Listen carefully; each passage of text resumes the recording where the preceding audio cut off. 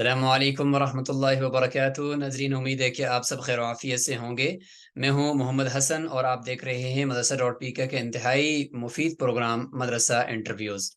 جیسا کہ آپ جانتے ہیں کہ علمی رسوخ کی ترویج کے لیے نمایاں علمی خدمات سر انجام دینے والی شخصیات کو آپ کے سامنے متعارف کروایا جاتا ہے، اور اسی سلسلے میں آج ہمارے ساتھ مہمان خصوصی موجود ہیں۔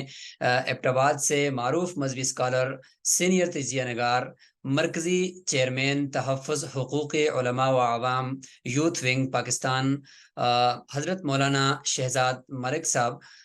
حضرت مولانا شہزاد ملک صاحب کا انشاءاللہ تعارف بھی ہم جانیں گے، ان کا تعلیمی بیک گراؤنڈ بھی جانیں گے، جس تنظیم کے وہ چیئرمین ہیں اس کے حوالے سے بھی انشاءاللہ آج ہم ان کی خدمات کو آپ کے سامنے رکھیں گے۔ اور اس سے پہلے ہم ان کا جو ذاتی تعارف ہے وہ ہم انشاءاللہ ان سے جاننا چاہیں گے۔ اب تک تو ہمیں صرف یہی معلوم ہے کہ وہ ایبٹ آباد سے تعلق رکھتے ہیں، لیکن انشاءاللہ ان سے مزید ہمیں معلوم ہو سکے گا۔ تو ہم بڑھتے ہیں اپنے مہمان خصوصی کی طرف۔ جزاکم اللہ خیرہ مولانا شہزاد ملک صاحب، سب سے پہلے تو آپ کا بہت بہت شکریہ کہ آپ نے مدرسہ ڈاٹ پی کے لیے اپنا قیمتی وقت دیا۔ بہت شکریہ جی، آپ کا بھی اور آپ کی پوری ٹیم کا بھی۔ جزاکم اللہ خیرہ۔ مولانا شہزاد ملک صاحب، آپ سے سب سے پہلے تو ہم آپ کا ذاتی تعارف جاننے کی کوشش کریں گے کہ آپ کا تعلق واقعی ایبٹ آباد ہی سے ہے، آبائی علاقہ آپ کا، یا کہیں اور تھے اور آپ یہاں منتقل ہوئے؟ تو آپ کے ذاتی تعارف کے حوالے سے، اور آپ اگر شادی شدہ ہیں تو اپنی بچوں کے حوالے سے، تو اس طریقے سے ہمیں نا پہلے آپ گائیڈ کریں گے جی۔ جی برادر محترم جناب مولانا مفتی حسن صاحب، آپ کا بہت شکریہ، پہلے آپ نے انوائٹ کیا اور ایک خوبصورت کوشش ہے، کاوش ہے، اس کو آگے چل کے ٹربیوٹ سیلوٹ بھی پیش کروں گا۔ سب سے پہلے میں آپ کو اپنا علمی سلسلہ بتاتا چلوں کہ میں نے جب رب کا قرآن سیکھنے کے لیے جستجو والد صاحب کی وجہ سے، تبلیغی جماعت کی وجہ سے ان کے 3 دن لگے، تو ہمارے گھر کی کایا پلٹ گئی اور انہوں نے پھر کہا جی ہم آپ عالم دین بنے۔ تو میں نے سب سے پہلے رب کا قرآن پھر پڑھنے کے لیے جس ہزارہ کے نامور ادارے کی طرف گیا، اس کا نام جامع محمدیہ ہے، اور اس کے محتمم دنیا فانی سے رخصت ہو گئے میرے استاد محترم سید نور عالم شاہ صاحب، اللہ تعالیٰ ان کی قبر کو جنت کا باغ بنائے۔ اور پھر میں نے حفظ کو پائے تک پہنچایا، پکھل کی ایک بہت بڑی نامور حفظ کی درسگاہ ہے، جامعہ عثمانیہ تنبا اس کا نام ہے، ہزاروں وہاں سے قراء ماشاءاللہ موجود ہیں اور قرآن کی خدمت کر رہے ہیں۔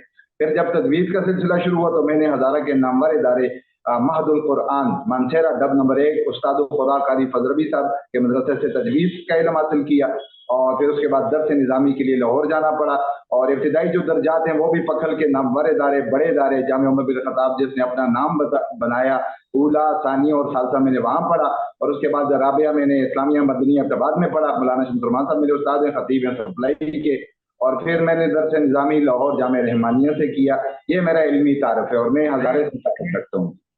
بہت بہت شکریہ آپ کا ذاتی تعارف۔ اچھا، شادی شدہ ہیں آپ مولانا؟ جی الحمدللہ جی، میں نے ایک شادی، میری ایک ہی زوجہ ہے الحمدللہ، اور دوسری کی بھی میں کوشش کر رہا ہوں، اور اس سلسلے کو برے صغیر کے جو ہم ہندوؤں سے چونکہ زیادہ امپریس ہو گئے، ان کی ڈائجسٹیں پڑھ لی، ان کے ڈرامے لیے، ان کی موویز دیکھ لی، تو اس لیے ہم نے ایک ہی پر اکتفا کرنا شروع کر دیا، اگرچہ آپ ماشاءاللہ بہتر سمجھتے ہیں یہ غلط بات ہے، تو دوسری کا ارادہ ہے فی الحال ایک ہی ہے مفتی حسن صاحب اور میرے 3 بچے ہیں، 2 بیٹے نے دیے اور ایک بیٹا ہے میرا جی۔ جزاکم اللہ خیرہ، ماشاء اللہ ماشاء اللہ جی۔ اچھا جی، تعلیمی دورانیہ بھی آپ نے بتا دیا، ماشاء اللہ آپ کا ذاتی تعارف بھی ہو گیا۔ مولانا آپ کی فراغت کس سال کی ہے؟ 2008 کی ہے جی۔ اچھا، اس کے بعد کسی جامعہ کے اندر کوئی تدریسی فرائض بھی سر انجام دیے؟ جی اس کے بعد میں نے جس شعبے کو چنا، چونکہ ایک ہوتا ہے شعبہ کتب ہمارے ہاں، اور ایک ہوتی ہے امامت خطابت، تو میں نے خطابت کو اس لیے چنا کہ میں اولا سے ہی خطیب لگ گیا تھا، تو میرے اللہ جی نے وہ خطابت کے جو جراثیم تھے وہ زیادہ میرے اندر رکھے ہوئے تھے، اور مجھے لگا کہ میں چونکہ معاملات کو، معاشیات کو، اخلاقیات کو، سیاسیات کو ہائی لائٹ کرتا ہوں، اور اس کے لیے بڑی ہمت کی ضرورت ہوتی ہے، بڑی جرأت کی ضرورت ہوتی ہے، تو میں نے اس شعبے کو چنا ہے، اور غالباً کوئی 2001 سے لے کر آپ ذرا دیکھیے کتنے سال ہو گئے میں اس اعلیٰ عرفہ منصب پر فائز ہوں، اور معاشرے کی دکھتی رگ کو کوشش کرتا ہوں ہائی لائٹ کرنے کی، اور معاشرے کے اندر سدھار لانے کی کوشش کرتا ہوں، یہی میری فیلڈ ہے، اسی میں میرا ایکسپیرینس ہے۔ ماشاء اللہ، بہت شکریہ جی۔ خطابت اور امامت سے آپ کا ایک دیرینہ تعلق ہے۔ माशाल्लाह। तो कौन सी जामे मस्जिद है प्रभात में जहाँ आप ये फ़राइज़ सर अंजाम दे रहे हैं? जी, इस वक़्त जो मेरा अपना मदरसा है मलिक टाउन के अंदर, चूँकि मेरी अपनी सोसाइटी है और वहाँ उलमा के लिए बहुत जिसको कहते हैं ना जी फुल डिस्काउंट है। क्योंकि मैं अक्सर आपने देखा होगा मेरी तकरीरों में मैं सियासतदानों से गिला करता हूँ कि मेरे भाइयों उलमा को इंडियन न समझो, अछूत न समझो, बंगाली न समझो और उन्हें डिस्काउंट दो, उन्हें खूबसूरत ज़िंदगी दो, ये तुम्हारा बुनियादी फ़र्ज़ है। तो उस सूरत में हमारी मलिक टाउन की सोसाइटी है, वहाँ उलमा के लिए डिस्काउंट भी है और उधर ही मैंने जामिया उमर बिन खत्ताब, चूँकि मेरा ऊला सानिया सालसा जहाँ से मैंने पढ़ा था, तो आपको पता है उससे एक बंदे की मोहब्बत होती है, लगाव होता है, तो उसका नाम भी मैंने यही रखा हुआ है। सवाल आगे बढ़ने से पहले यहाँ पे खिताबत से मुतल्लिक है कि मुदस्सिर के खिताबत के ऊपर भी काम कर रहा है कि जो साल के 52 जुम्मे बनते हैं तो हम एक खतीब को वो पूरा एक निसाब बनाकर दे दें कि जो हालात हाज़िरा को भी देखते हुए और उस महीने के हिसाब से वो उम्मत की कुछ ऐसी रहनुमाई कर सके कि जितना आप देखें कि मजमा एक खतीब के सामने आकर ज़ानो तलम्मुज़ तय करता है तो इतना मेरे ख़्याल में इस वक़्त किसी के सामने में नहीं होता। तो एक आलिम दीन को एक खतीब होने की हैसियत से अपने मुआशरे को हफ़्ते के बाद जब वो उनके सामने आकर लोग बैठते हैं तो एक ख़ास पैगाम दें और वो पैगाम भी ऐसा हो कि वो एक ऐसा सबक हो कि वो अगले पूरे 1 हफ़्ते तक उसके ऊपर अमल कर सकें, उनकी अमली ज़िंदगी प्रैक्टिकल लाइफ़ के साथ वो रिलेटेड हो। तो क्या कहते हैं आपके एक खतीब को किस तरह का खुतबा अपना तैयार करके जाना चाहिए?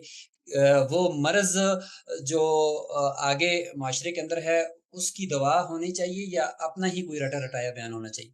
बहुत जबरदस्त मुफ्ती हसन साहब, आपको भी सैल्यूट पेश करता हूँ इस सवाल पर, और आपका जो मदरसा.com की पूरी टीम है इस पर अगर वो मेहनत कर ले तो मुझे लगता है आप 110% रिजल्ट हासिल करेंगे इंशाल्लाह। क्योंकि ये मैं गुज़श्ता 10 साल से on the spot, on the channel, on the member, being Islami scholar, being a senior तजज़ियाकार, अपने उलमा से गुजारिश करता हूँ, खुतबा से गुजारिश करता हूँ कि आप अपने जुम्मा के लिए, जलसे के लिए, जुलूस के लिए ऐसा बयान तैयार कीजिए जो मामलात पर हो, माशियात पर हो, इखलाकियात पर हो। आपके सामने ताजर बैठे, आपने कभी बताया कि तेरे 5 जुर्म क्या हैं?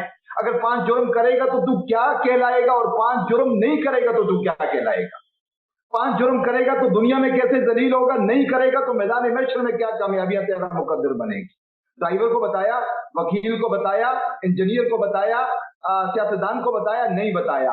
तो इसलिए आपका ये वाला जो काम है, अगर इस पर आप काम करें, इंशाल्लाह मैं तो अवेलेबल हूँ 24 आवर, आपके साथ खड़ा हूँ और आपके इस काम को सराहता भी हूँ।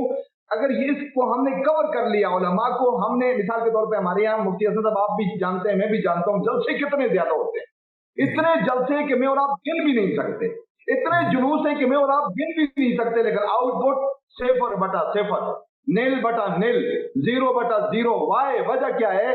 वजह यह है कि हम जिस खतीब को बुलाएं उसको मौजूद हैं। भाई आपने तिजारत पे बात करनी है, आपने वकालत पे बात करनी है, आपने ड्राइवर को पकड़ना है, उसको बताना है कि ये करेगा ये, यानी जितने भी शोबाई जिंदगी है उनको टच कीजिए, उन पर बात कीजिए। आज आपने देखा उम्मत मोहम्मदिया इबादत में नंबर 1 है मुफ्ती हसन साहब, लेकिन मामलात में हम नील बटा नील है। इसकी ये वजह, अगर इसको हमने कवर कर लिया तो यकीन कीजिए बहुत कुछ हम अचीव कर लेंगे। बहुत बहुत शुक्रिया आपका। मैं आपसे एक सवाल, जो मेरे पिछले सवाल का ही एक हिस्सा है कि एक खतीब के अंदर सिफात क्या क्या होनी चाहिए, 1 2 3 4 5 अगर आप बता सकें। माशाअल्लाह, बहुत जबरदस्त आपने सवाल किया और मैं शरीयत के रूह से जवाब दूंगा। कोई डाइजेस्ट की कहानी से, कोई मूवी से, किसी ड्रामे से जवाब नहीं दूंगा, वो तो हम नालियों में फेंक सकते हैं। मैं शरीयत से पूछता हूं कि इब्तिदाई 300 सालों के अंदर खतीब कैसा होना चाहिए था, तो मुझे शरीयत चीख चीख कर जवाब देती है, अनस बिन मालिक जैसा होना चाहिए, इमाम हुसैन जैसा होना चाहिए। तो वो क्या करते थे, वो यानी उनके अंदर सबसे पहली जो बात खतीब के अंदर होनी चाहिए कि वो मफाद से बालातर होकर बात करे, मोमिनाना, बहादराना, दलेराना अंदाज से बात करे, और उसके अलावा उसके पास इतना नॉलेज हो, इतना उसके पास मालूमात का जखीरा हो कि मैंने तिजारत पे बात करनी है तो क्या करूं, मैंने माशरत पर बात करनी है तो क्या करूं, मैंने डॉक्टर को जब टारगेट करना है, उसको समझाना है, उसको बताना है तो कैसे बताऊं। उसको खुद ही पता ना हो तो बेचारा कैसे डॉक्टर की तरबियत करेगा? उसको डॉक्टर के 12 जुर्म का पता ही नहीं है, उसको इंजीनियर के 7 जुर्मों का पता ही नहीं है, क्योंकि मेरे नबी अलैहिस्सलाम नज़ीर हूं اب اکثر لوگ مجھے کہتے ہیں ملک صاحب آپ تو ماشاءاللہ بڑے سخت انداز سے بات کرتے ہیں، ہاتھ کو ذرا اولا رکھا کریں، ڈرایا نہ کریں لوگوں کو.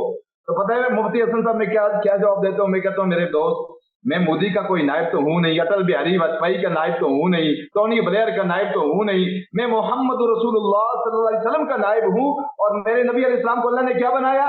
نذیرا و بشیرا. ہم نے خوشخبریاں بھی سنانی اور ہم نے ڈرانا بھی ہے. خوشخبری اچھا تب یہ سنائیں گے جب کوئی ڈس نہیں لگائے، اور ہم اسے ڈرائیں گے تب جب وہ مسلمانوں کو ڈس لگانے کی کوشش کرے گا. لیکن شہزاد ملک صاحب یہاں پہ آپ نے نذیرن کو پہلے لے کر آگے اور بشیر کو بعد میں لے کر چلے گئے، تو بشیرم و نذیرہ ویسے ہوتا ہے، لیکن آپ نے نذیر کو پہلے کیوں لایا؟ مطلب کیا معاشرے کے لیے نذیر ہونے کی جو صفت ہے اس کی زیادہ ضرورت ہے؟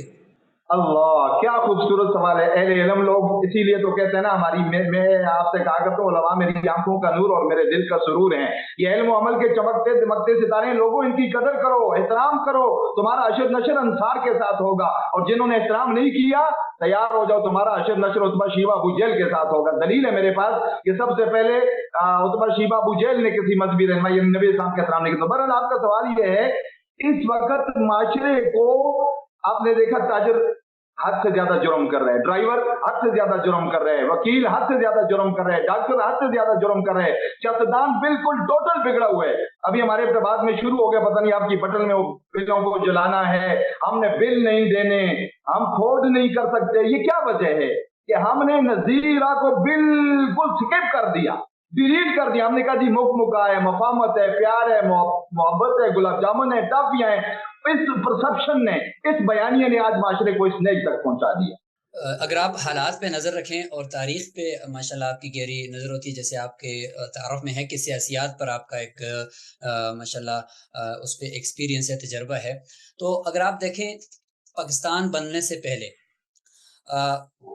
اس وقت کے جو مشائخ تھے، اس وقت کے جو علماء تھے، انہوں نے اتنی بصیرت کے ساتھ ایک ایسی جماعت کا ساتھ دیا کہ جو ایک مسلمانوں کے لیے الگ ریاست چاہتی تھی. ایسا ہی تھا جی. اور میں یہاں سے ایک نقطہ یہ حاصل کرنا چاہ رہا ہوں کہ وہاں پر بھی علماء اور مشائخ اگر ان کا جو ایک دائرہ اثر ہوتا ہے معاشرے کے اندر، جو ان کا اثر و رسوخ ہوتا ہے، اگر وہ اس کو استعمال نہ کرتے تو میرے خیال میں پاکستان کا یہ جو نقشہ ہمیں نظر آ رہا ہے یہ نہ ہوتا. تو ان کا ایک گہرا اثر تھا.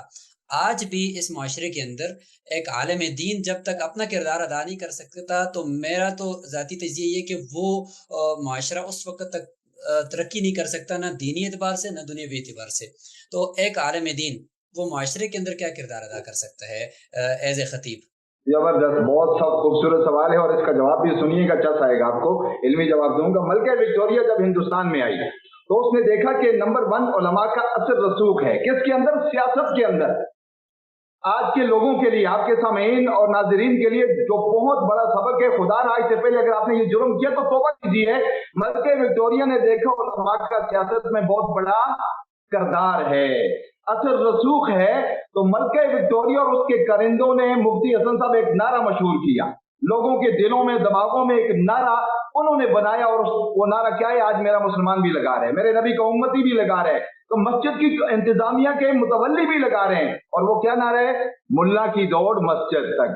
یہ نعرہ ملکہ وکٹوریہ نے دیا، میری شریعت نے بالکل نہیں دیا. اور آج میرا مسلمان کہہ رہے ہیں مولانا صاحب آپ کا سیاست سے کیا تعلق ہے؟ جی حاجی صاحب کہہ رہے ہیں آپ کا سیاست سے کیا تعلق ہے؟ تو گویا یہ نبی علیہ السلام کو امتی نہیں بننا، بلکہ ملکہ وکٹوریہ کا بیچارہ سادگی کی وجہ سے امتی بن رہا ہے. تو اس کو ہم نے سمجھانا ہے کہ ملکہ وکٹوریہ نے سیاست سے ہمارے اثر کو ختم کرنے کے لیے ملا کی دوڑ مسجد تک، یہ والا نعرہ مشہور کر دیا. نمبر 2، ملکہ وکٹوریہ اور اس کے کرندے مفتی صاحب اللہ کے دین کو بیچارہ کرنے کی کوشش کرتے ہیں. یہ تو آپ کو بھی پتہ ہے، اللہ کا قرآن کہہ رہا ہے کہ یہود و نصارہ کبھی تمہارے خیر خواہ نہیں ہو سکتے، وہ تمہیں کمزور کرنے کی کوشش کرتے ہیں. تو انہوں نے اللہ کے دین کو غریب کرنے کے لیے جو ہتھیار استعمال کیا، جو اوزار استعمال کیا، انہوں نے علماء کو مجبور، مسکین، یتیم، لاچار، عشر، چمڑے، سرسائے کھیتوں میں کھڑا کر دیا. کس کے ساتھ؟ بال کاٹنے والے کے ساتھ، لوہار کے ساتھ کھڑا کر دیا. انہیں پتا تھا मौलवी साहब बेचारा तो ऑटोमेटिकली अल्लाह का दीन बेचारा हो जाएगा। आज आपका .com की टीम जो काम कर रही है, उलमा को आप मजबूत कर रहे हैं, तो गोया अल्लाह के दीन को मजबूत कर रहे हैं, और जिन्होंने उलमा को कमजोर किया गोया अल्लाह के दीन को कमजोर करें। जितना मौलवी साहब कमजोर होंगे अल्लाह का दीन उतना ही कमजोर। मौलवी साहब मजहबी रहनुमा जितने पावरफुल होंगे उतना ही अल्लाह का दीन हर दूसरे दिन पावरफुल से पावरफुल होता जाएगा। ये मेरा तजदीद और तबसरा है। बहुत शुक्रिया आपका। अच्छा, आगे हम जाएंगे तो आपकी जो तंजीम है उस तंजीम का मैं आपसे तारफ़ जानना चाहूँगा, लेकिन उससे पहले मैं आपसे चूँकि जो गुफ्तगू एक तरफ चल पड़ी है तो उसी के ही ज़िमन में मैं एक सवाल करके आपकी तंजीम की अहमियत को मैं आपसे सुनना चाहता हूँ।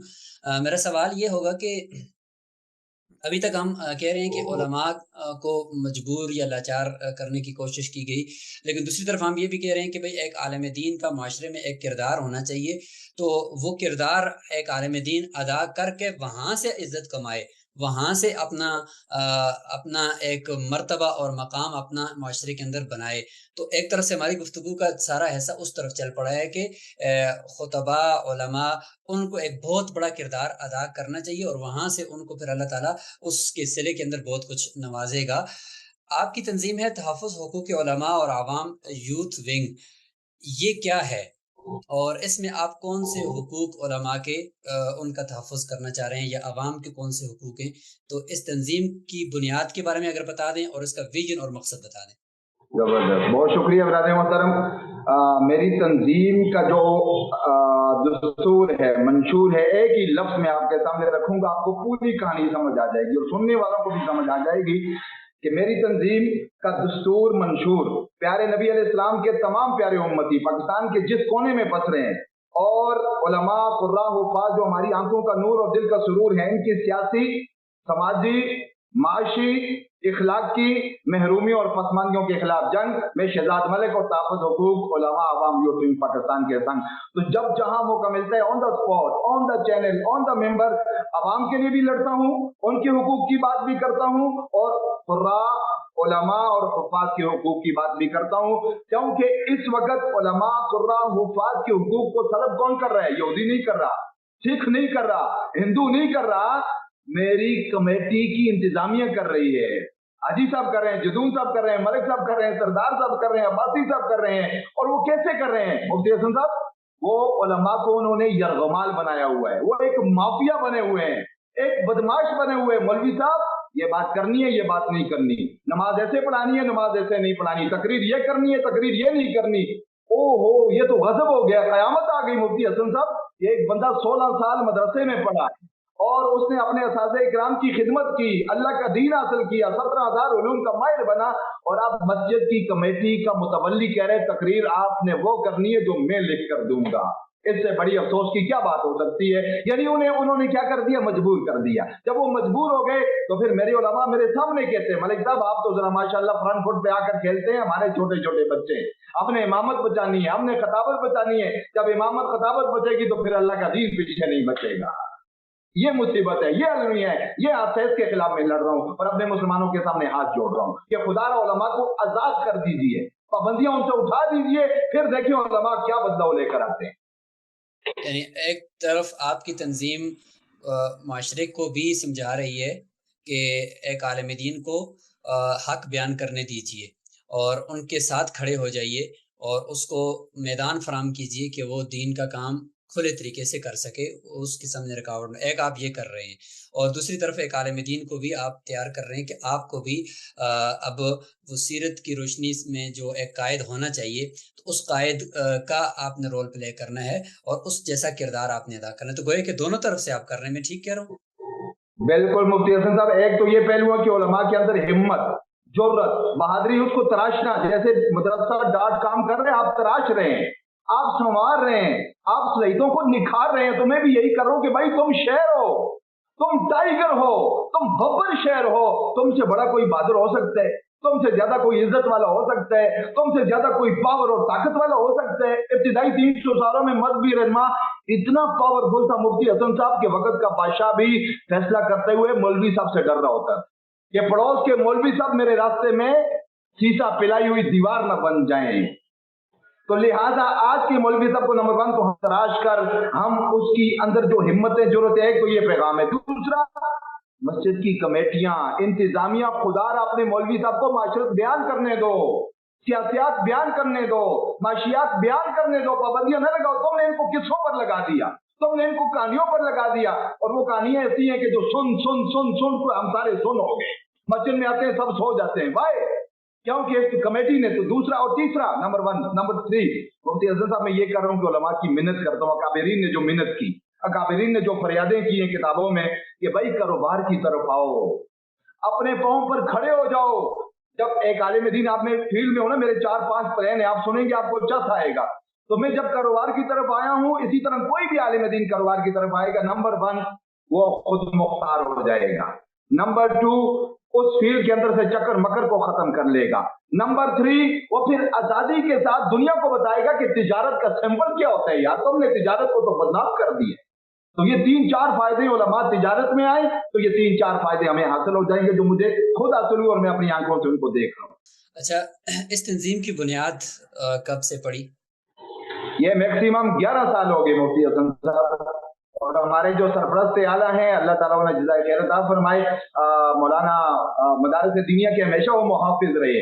جب بھی علماء پر مدارس پر کوئی بھی مشکل آتی ہے، وہ مفاد سے بالا تر ہو کر، نتیجوں سے بے پرواہ ہو کر، جناب مفتی کفایت اللہ صاحب وہ ہمیشہ دست شفقت میرے سر پہ رکھتے ہیں اور مجھے ان سے بڑی والہانہ محبت ہے۔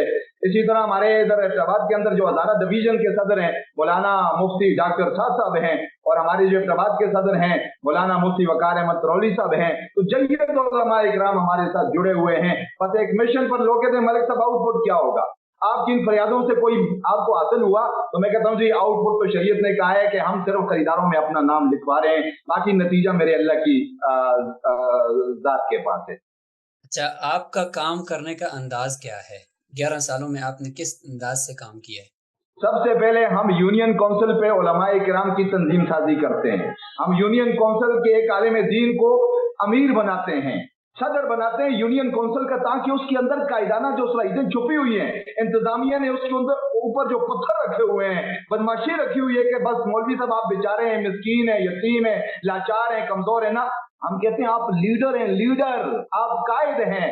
تو سب سے پہلے یونین کونسل کے اندر سے ہم ایک قائد تیار کرتے ہیں، ان کی پوری جماعت تیار کرتے ہیں۔ تو ہماری تنظیم سازی یونین کونسل کی لیول سے اسی سب شروع ہوتی ہے، اور پھر اس کے بعد ہم اپنی ورکشاپ رکھتے ہیں، جس طرح آپ مدرسہ.com ورکشاپ رکھتے ہیں، مدارس میں جاتے ہیں، تو ہم یونین کونسل میں ہی چھوٹی چھوٹی ورکشاپ رکھ کے علماء کو پھر نمبر 1 نمبر 2 نمبر 3 نمبر 4 سبق پڑھاتے ہیں، اور ان کے اندر ہمتیں آتی ہیں۔ نمبر 1 وہ یونٹی بنتی ہے، متحد ہوتے ہیں۔ جب آپ متحد ہوں گے تو آپ میگا پروجیکٹ کر سکیں گے۔ ورکشاپ کا اگر کوئی کنٹینٹ آپ تھوڑا سا ایکسپلین کر سکیں کہ کیا کیا چیزیں آپ کے عنوانات میں شامل ہوتی ہیں ایک عالم دین کو ٹریننگ دینے کے لیے؟ سب سے پہلے ہم جب کہیں بھی چلے جاتے ہیں، جلسہ ہوتا ہے یا چھوٹا سا کوئی میٹنگ ہوتی ہے، ورکشاپ ہوتی ہے، علماء کرام سے سب سے پہلے جو ریکویسٹ کرتے ہیں، جو عرض کرتے ہیں، وَاعْتَصِمُوا بِحَبْلِ اللَّهِ جَمِيعًا، اللہ کا یہ حکم سب کے لیے ہے نا، صرف کسی ایک جماعت کے لیے، ایک ملک کے لیے نہیں ہے۔ علماء جب تک آپ متحد نہیں ہوں گے، میں کہتا ہوں ٹیکسی والا متحد ہے، وکیل متحد ہے، ڈاکٹر ان کی یونین بنی ہوئی ہے نا، تو ایک علماء ہیں پاکستان میں جن کی کوئی یونین نہیں ہے، کوئی اتحاد نہیں ہے، پارا پارا ہو گئے۔ تو پہلا ہمارا جو ریکویسٹ ہوتی ہے وہ متحد ہونا، یونٹی بنانا، ایک اتحاد بنانا، اور اتحاد کے بعد پھر ہم نے نمبر 2 نمبر 3 نمبر 4 نمبر 5 یہ چیزیں ہم نے اچیو کرنی تھی۔ اور اس میں سب سے بنیادی چیز علماء سے میں پھر کہتا ہوں کہ بھائی آپ جب جلسے رکھو، جلوس رکھو، جمعے کے لیے کسی کو بلاؤ، تو سب سے پہلے آپ نے آپس میں ہم سب نے مشاورت کرنی ہے کہ موضوع کیا ہونا چاہیے۔ پھر موضوع خطیب صاحب کو ہم دیں گے کہ آپ نے تشریف لانا ہے، ہم آپ کو عزت دیں گے، نعرے آپ کے ماریں گے، لیکن آپ نے اس موضوع پر بات کرنی ہے، وہ موضوع جس کی معاشرے کو ضرورت ہے۔ یہ وہ آپ والا کام ہم اس انداز سے کر رہے ہیں۔ یوتھ ونگ پاکستان، یہ نام کیسے رکھا گیا؟ اس میں یوتھ یعنی صرف نوجوان علماء ہیں، کیا بوڑھے نہیں آ سکتے؟ زبردست، بہت خوبصورت سوال ہے۔ اس میں جو بڑے ہیں وہ ہمارے سرپرست ہیں، کیونکہ بڑے ہمیشہ سرپرستی کرتے ہیں۔ شریعت کہتی ہے بڑوں کو کیا دینا ہے؟ آپ نے سرپرستی دینی ہے، اور کام کس سے لینا ہے؟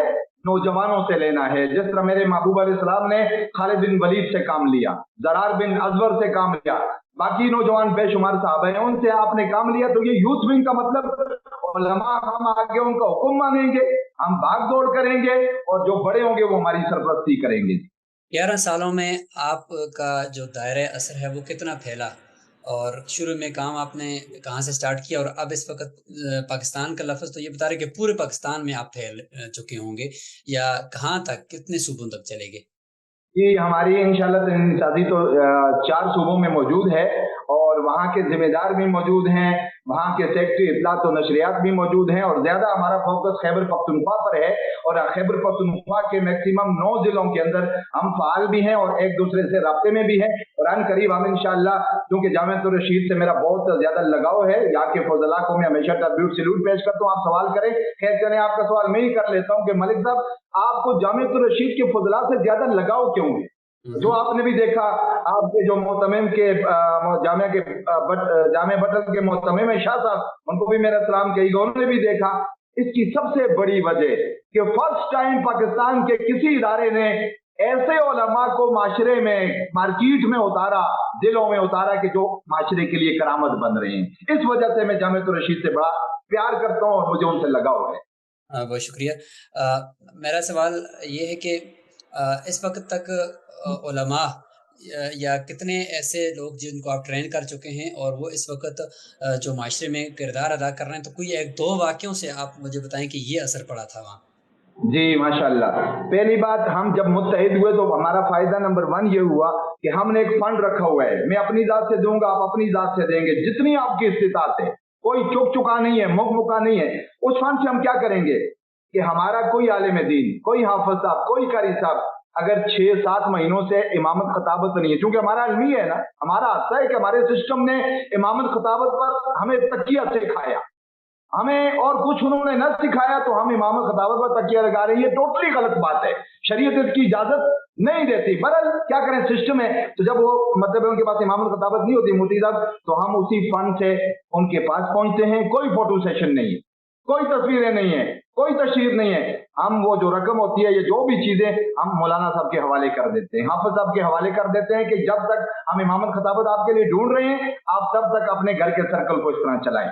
एक तो ये फायदा हो गया। बहुत सारे उलमा हमारे साथ ऐसे जुड़े हैं कि हमारे इस फंड की वजह से उनकी जो घरों की मुश्किलें थी, उनके बच्चे जो मुश्किल में थे, हालांकि देखना था वज़ीर आज़म ने, देखना था सदर ने, इस्लामी जमहूरियत पाकिस्तान के MPA MNA ने, लेकिन इन्हें कभी भूल के भी ख्याल नहीं आया कि भाई ये उलमा, ये कुर्रा, ये उफाद भी पाकिस्तानी, इनके पास जाओ, इनके दर्दों को देखो, इनके दुखों को देखो।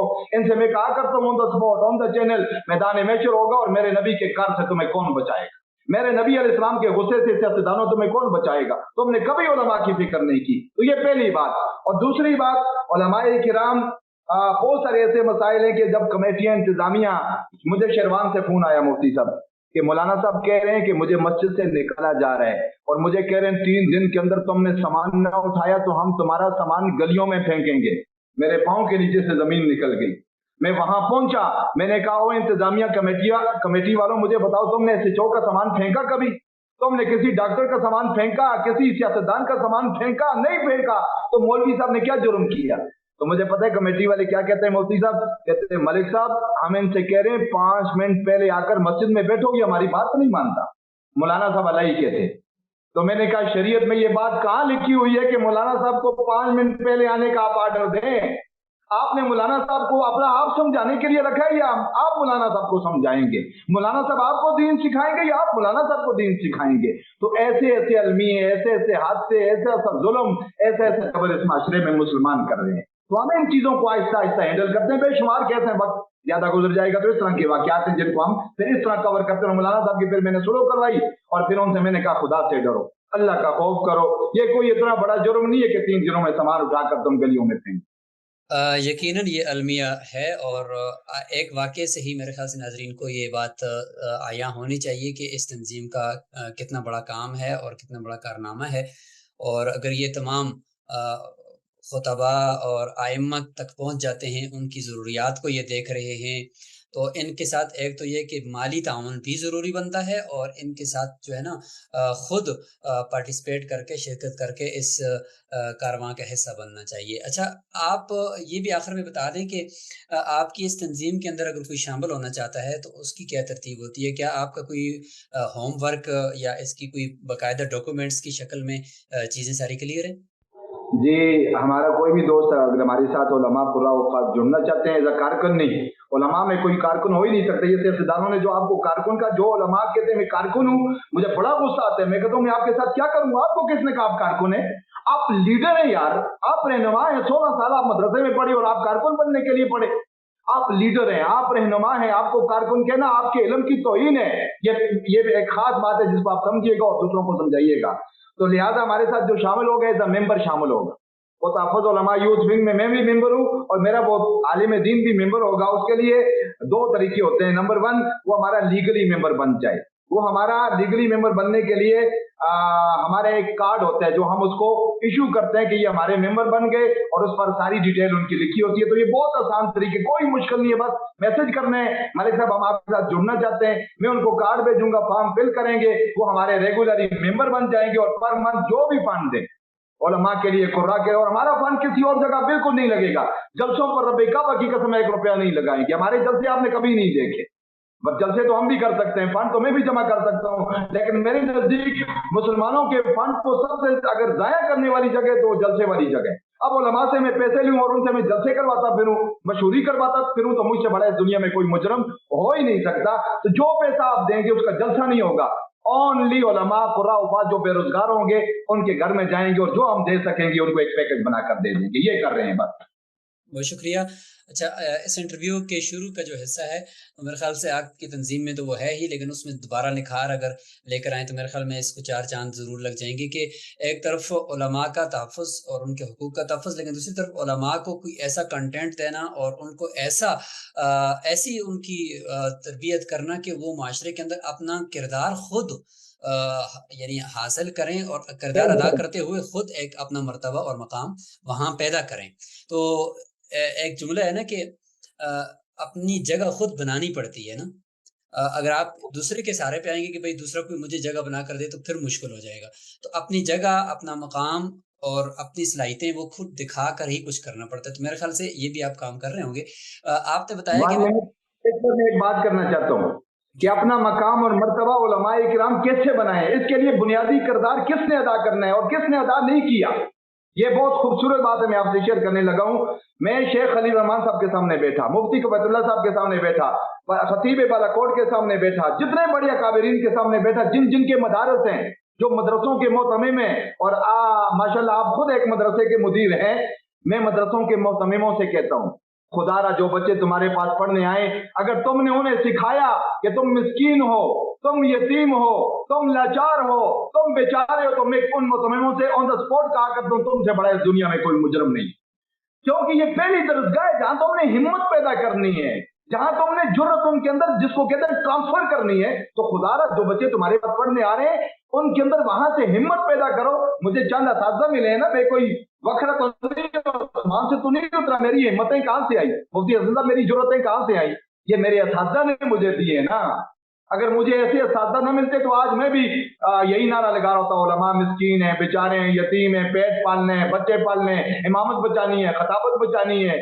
تو لہٰذا سب سے بنیادی کردار مدارس کے معتمم حضرات، خدا را ان بچوں کو جو ہم آپ کو سپورٹ کرتے ہیں ان کو بہادر بنائیے. میری ایک ہی ریکویسٹ ہے، آپ یہ بہادر آپ بنائیں، باقی سلیبس تو ساتھ چلتا رہے گا. یہ جب مارکیٹ میں آئیں گے تو انشاءاللہ ابتدائی 300 سال جو مذہبی رہنما کا ایک رنگ ڈھنگ ہوتا ہے وہی دکھائیں گے انشاءاللہ.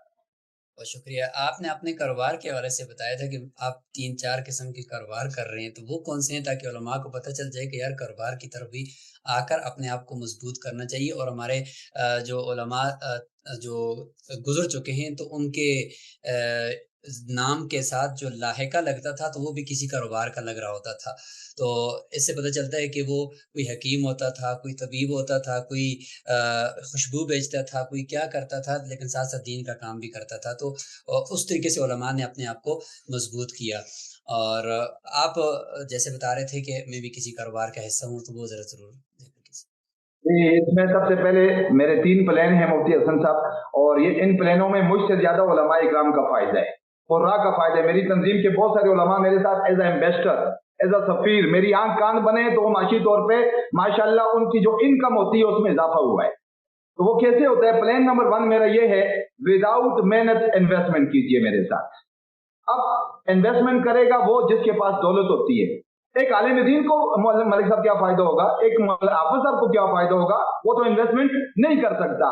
تو جب انویسٹر میرے لیے ڈھونڈ کے لائے گا اور انویسٹر کو بتائے گا ملک صاحب ہیں یہ ان کا دفتر ہے, آپ ان سے ملیں, ان سے پوچھیں وہ کیا کر رہے ہیں, آپ کے جتنے سوال ہیں وہ جب راضی ہو جائے گا, قائل ہو جائے گا ملک صاحب میں آپ کے ساتھ تیار ہوں, اسے چلتا آئے گا, تو سیدھا اسی ٹائم میری ایجنسی نے, میری کمپنی نے فیصلہ کیا ہم عالم دین کی خدمت میں 15,000 روپیہ ہدیہ اور تحفہ بھیجیں.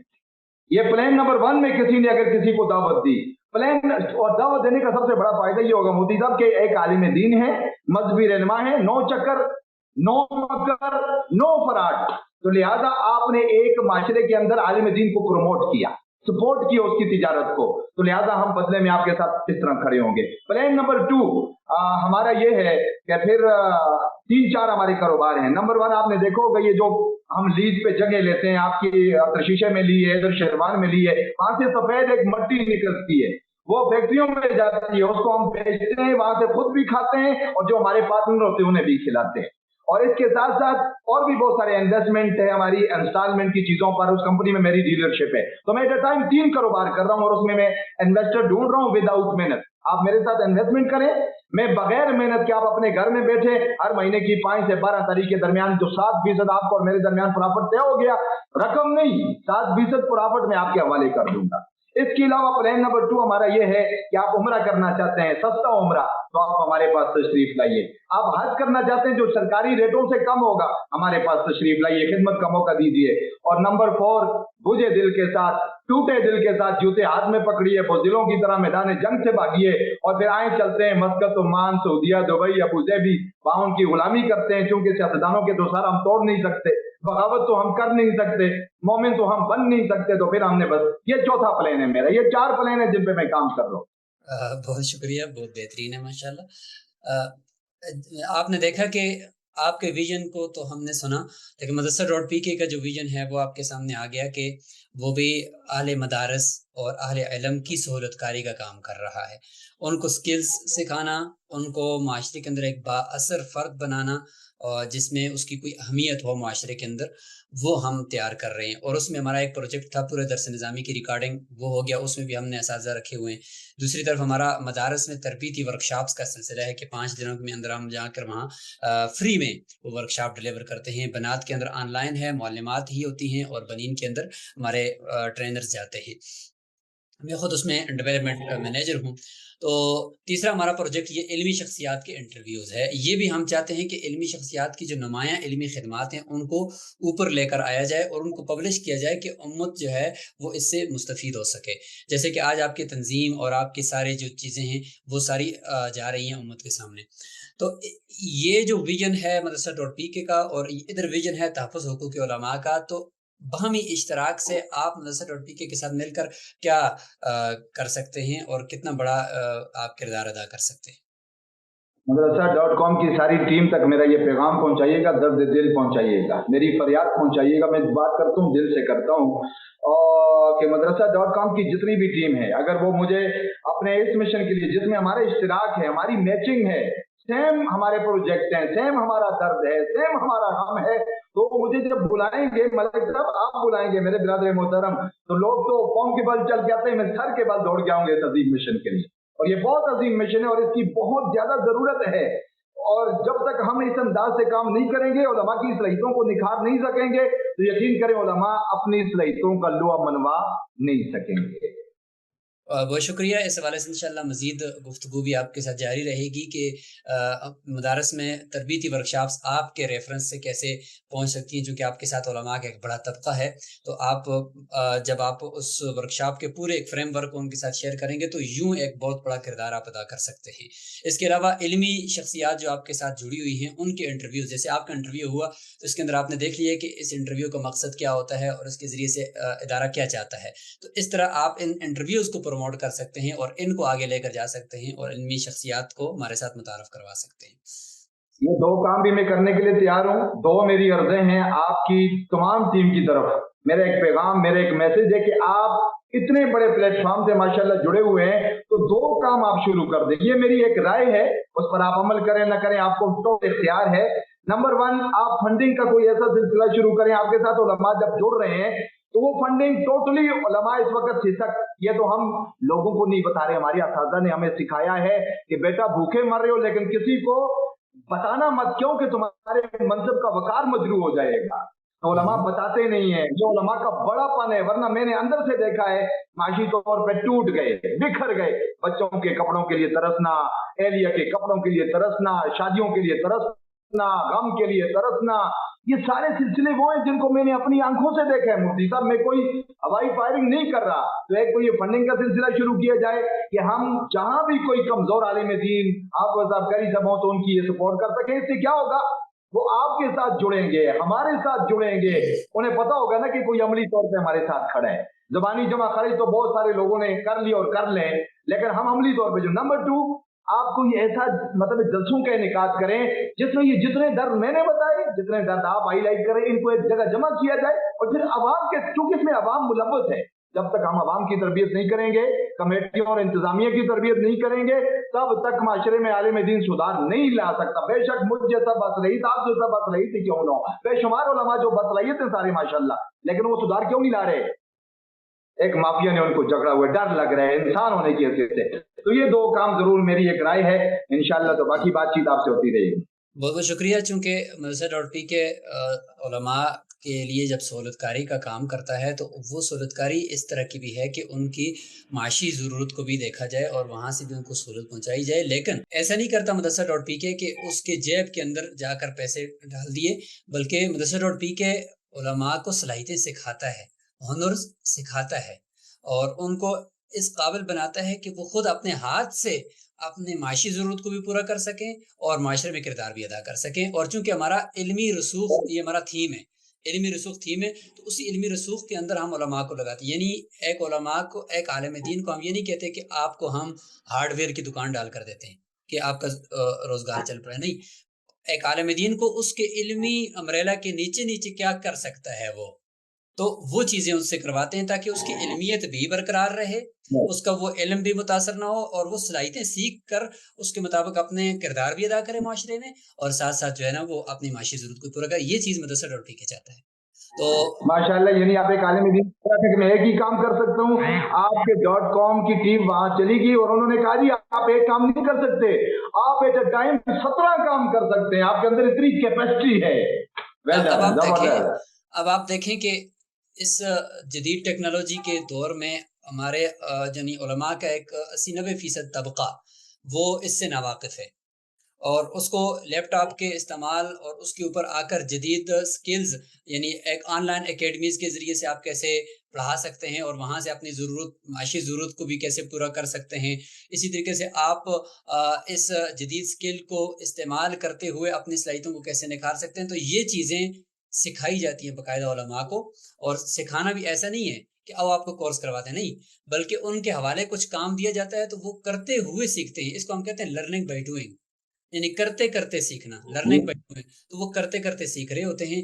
तो अल्हम्दुलिल्लाह इस वक़्त हमारे पास जो उलमाए किराम तरबियत पाकर वो इन सारी चीज़ों को सीख कर अपनी-अपनी अकेडमीज़ और अपने-अपने यूट्यूब चैनल्स और इस तरह की चीज़ें कर रहे हैं, वो सैकड़ों की तादाद में अल्हम्दुलिल्लाह तादाद उनकी चली गई है।